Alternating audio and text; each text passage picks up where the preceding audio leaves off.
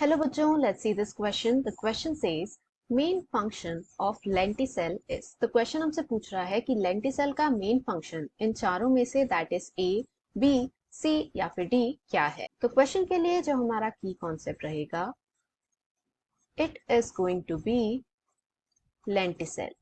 तो यहाँ पर हम देखेंगे कि आखिर ये होता क्या है, इसके कॉन्स्टिट्यूएंट क्या होते हैं एंड इसका फंक्शन क्या है. तो ये जो है एक इजी क्वेश्चन है. तो लेंटिसेल जो है ये एक पोरस टिश्यू होती है. अब पोरस टिश्यू का मतलब क्या हुआ, इसका मतलब इसमें जो सेल्स हैं उनके बीच में हमें काफी लार्ज इंटरसेलुलर स्पेस देखने को मिलता है. एंड ये जो स्पेस है दिस एक्ट्स एज पोर्स, जो कि हेल्प करते हैं इन द गैसियस एक्सचेंज, यानी गैसेस के एक्सचेंज में हेल्प करता है प्लांट को.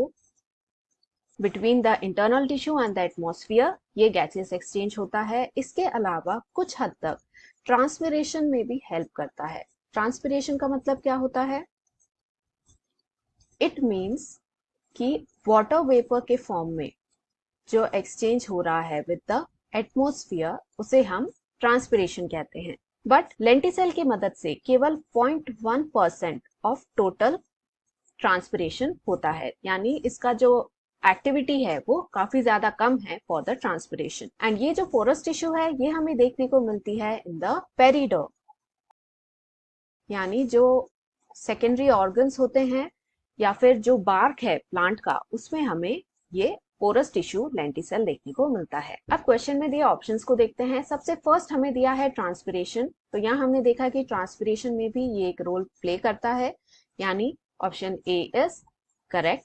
बी हमें दिया है गटेशन. तो गटेशन क्या होता है, जब प्लांट की सरफेस पे वाटर ड्रॉपलेट्स फॉर्म हो जाते हैं. जैसा सुबह सुबह हमें अक्सर घास के ऊपर छोटे छोटे ड्रॉपलेट्स देखने को मिलते हैं, तो उस फेनोमेना को गटेशन कहा जाता है.